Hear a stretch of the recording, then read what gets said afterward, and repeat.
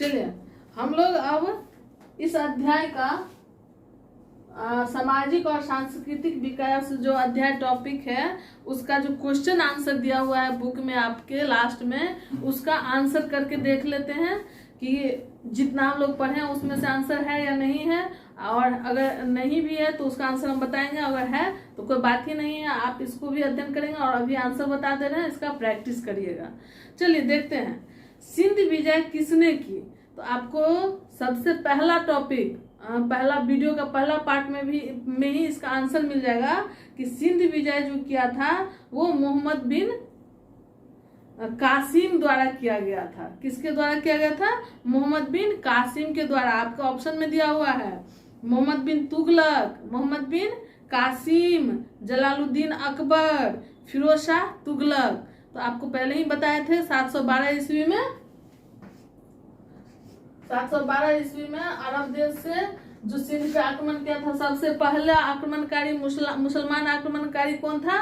तो यही मोहम्मद बिन कासिम, याद रखिएगा। तो पहला आंसर दे देंगे, मोहम्मद बिन कासिम भारत पे सबसे पहले आक्रमण किया था। अब अगला क्वेश्चन देखिए, महमूद गजनी के साथ कौन सा विद्वान भारत आया था?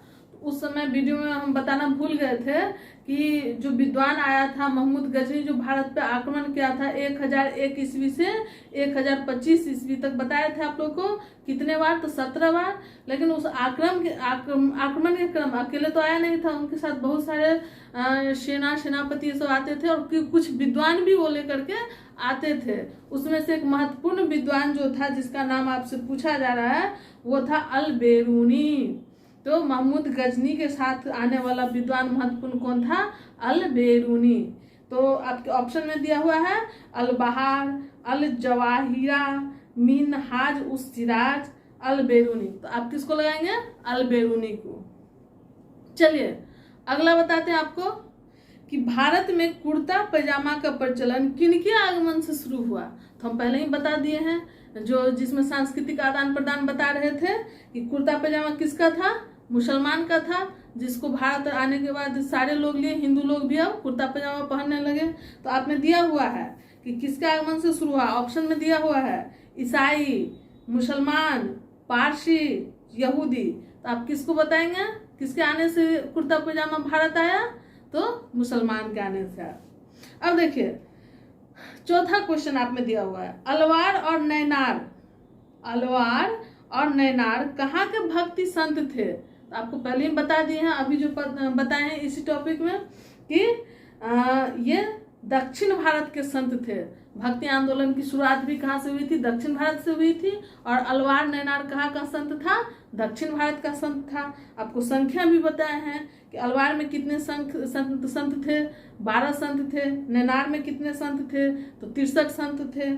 तो इसकी शुरुआत कहाँ से हुई थी? भक्ति आंदोलन की दक्षिण भारत से हुई थी। और अलवार नैनार संत कहाँ बना था? दक्षिण भारत में ही बना था। तो आप आंसर दे देंगे, ऑप्शन में है उत्तर भारत, पूर्वी भारत, महाराष्ट्र, दक्षिण भारत। तो आप क्या लगाएंगे? दक्षिण भारत। चलिए अगला क्वेश्चन है, मोइनुद्दीन चिश्ती का दरगाह कहाँ है? किसका? मोइनुद्दीन चिश्ती का। तो आपको बताए हैं कि मोइनुद्दीन चिश्ती, जो चिश्ती सिलसिला, सबसे भारत में प्रसिद्ध सिलसिला, सूफी सिलसिला कौन सा है? चिश्ती सिलसिला, जिसका संस्थापक मोइनुद्दीन चिश्ती थे। और मोइनुद्दीन चिश्ती का दरगाह आपसे पूछ रहा है कि कहाँ पे है, आपको बता ही दिए हैं। तो इसमें है ऑप्शन में दिल्ली, ढाका, अजमेर, आगरा। तो आप लोग ऑप्शन में बताएंगे कि मोइनुद्दीन चिश्ती का दरगाह कहाँ पे था, ऑप्शन में लिखेंगे आंसर में। चलिए अब अगला है दूसरा क्वेश्चन। पहला का ऑब्जेक्टिव वाला क्वेश्चन था जो बता दिया, दूसरा क्वेश्चन सुन लीजिए। इसमें है कि निजामुद्दीन औलिया कहाँ के थे। तो आपको बताए हैं कि निजामुद्दीन औलिया दिल्ली के थे, यहाँ भी लिखा हुआ है निजामुद्दीन औलिया कहाँ के थे? दिल्ली के थे। अगला पूछता है आपको कि शंकर देव कहाँ के थे।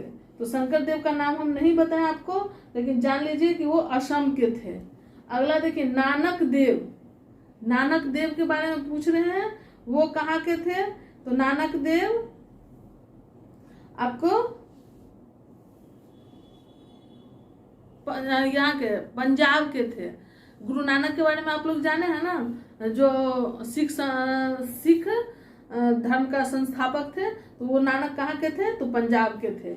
एकनाथ आपको बताए हैं कि वो महाराष्ट्र के थे। मीराबाई कहाँ की थी? राजस्थान की, मेवाड़ के या मारवाड़ के उस जगह की थी, वो राजस्थान में पड़ता है मेवाड़, तो वहीं की थी मीराबाई। संत दरिया साहब के बारे में बताए हैं, वो कहाँ के थे? बिहार के थे। तो इस तरह से मिलान चिन्ह भी आप लोग बना लेंगे।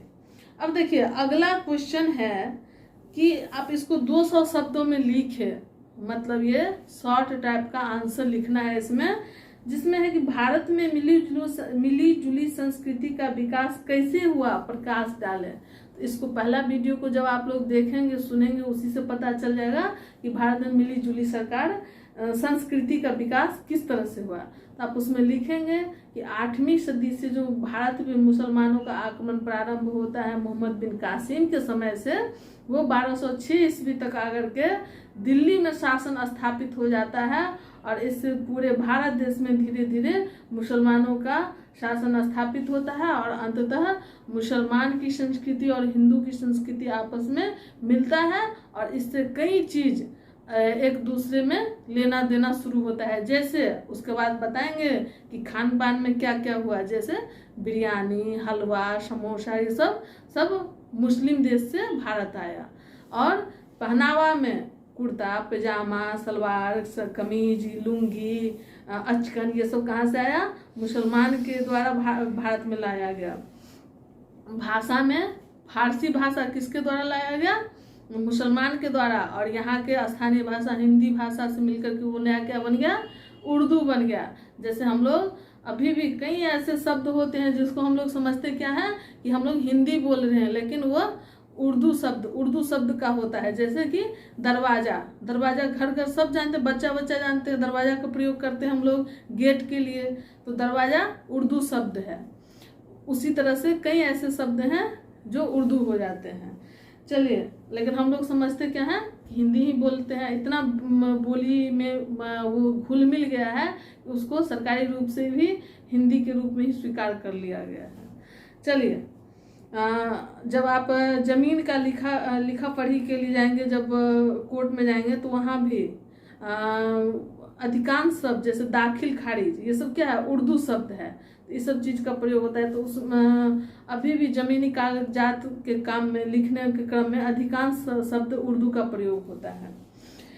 तो इस सब चीज को लिखेंगे। भाषा समझ गए। अब उसके बाद सूत काटने के लिए चरखा, गांधी जी का जो चरखा है वो अरब देश से ही आया। कागज अरब देश से ही हम लोग लिए। तो इस सब चीज को सांस्कृतिक विकास में आप लोग डाल देंगे। एक है कि निर्गुण भक्ति संतों की भारत में एक समृद्ध परंपरा रही। कैसे?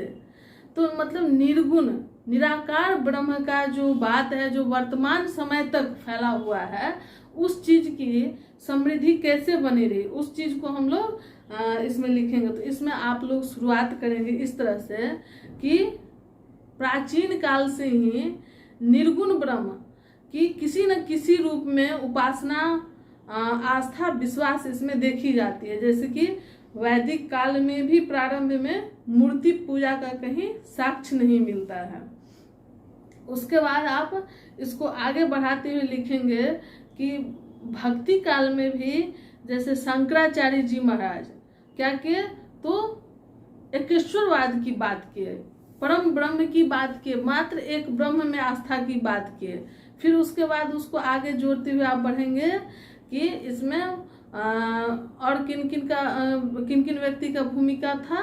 तो महाराष्ट्र के जो नामदेव महाराज थे, महाराष्ट्र के जो तुकाराम थे, ये सब जितने थे वो वैष्णव संप्रदाय के थे, लेकिन मूर्ति पूजक नहीं थे। वो लोग मूर्ति पूजा का, महाराष्ट्र में जो भक्ति आंदोलन हुआ उसमें मूर्ति पूजा का विरोध किया गया। वो लोग आस्था वैष्णव धर्म में ही रखते थे, लेकिन मूर्ति पूजा का विरोध करते थे। तो इस चीज को दिखा देंगे। फिर उससे आगे बढ़ेंगे तो रामानंद जो उत्तर भारत में जो भक्ति आंदोलन को विस्तार किए हैं उत्तर भारत में, उनके भी एक पक्ष का संत सगुण ब्रह्म को सगुण संप्रदाय मानते थे, एक निर्गुण संप्रदाय को मानते थे। तो निर्गुण संप्रदाय को मानने वाले क्या थे? तो वो उसमें सबसे प्रमुख कौन होते हैं? कबीर हो जाते हैं। तो कबीर की बात को आप रख देंगे, कबीर का क्या सोच था, कबीर किस तरह से भक्ति किस तरह से निर्गुण ब्रह्म पर जोर देते थे, उसको आगे बढ़ाते हुए आप कबीर के समकालीन गुरु नानक को उसमें रख सकते हैं। फिर आप इसी तरह से रविदास को रख सकते हैं। फिर उससे आगे आएंगे तो आप दरिया साहब को रख सकते हैं, जिसको बिहार में कबीर का ही क्या माना गया है? अवतार माना गया है। तो ये सब चीज को, इतना सब व्यक्ति का जिक्र कर देंगे तो ये आंसर आपका कंप्लीट हो जाएगा। निर्गुण भक्ति संतों की भारत में एक समृद्ध परंपरा कैसे रही है, इन सब संतों को दिखाइएगा तो उससे समझ आएंगे एग्जामिनर कि नहीं बच्चा अच्छा जानता है और अच्छा लिखा है। अब देखिए बिहार के संत दरिया साहब के बारे में आप क्या जानते हैं? तो दरिया साहब के बारे में एक डिटेल हम आपको इसका लिख करके बता देंगे, और जितना हम बताए हैं उतना भी काफ़ी है। बस आपको अगर जानना है तो थोड़ा सा जान लीजिए कि दरिया साहब का जन्म कब कहाँ हुआ था? मनेर में हुआ था। और उसके बाद वो यही उनका पूरा नाम क्या था? हजरत मखदूम शराफुद्दीन याहिया मनेरी। उनका जन्म कहाँ हुआ था? मनेर में हुआ था। उसने सबसे ज़्यादा जो महत्वपूर्ण काम किए वो फिरदौसी सिलसिला को फैलाने का काम किए, और वो फिरदौसी सिलसिला को पूरे बिहार में फैलाए, और अपने प्रचार का मुख्य केंद्र कहाँ बनाए? बिहार शरीफ और राजगीर को बनाए।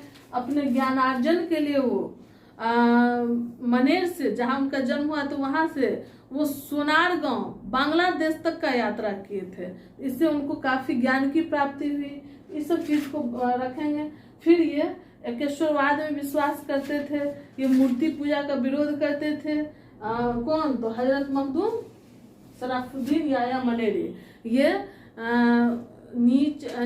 ऊंचा नीचा की बात से परहेज रखते थे, उसको नहीं मानते थे। ये सभी धर्मों के लोगों को अपने सिलसिला में प्रवेश दिलाते थे। यही सब इनका महत्वपूर्ण योगदान है। इसी को लिख देना है, और इससे ज्यादा क्या हो सकता है इसमें।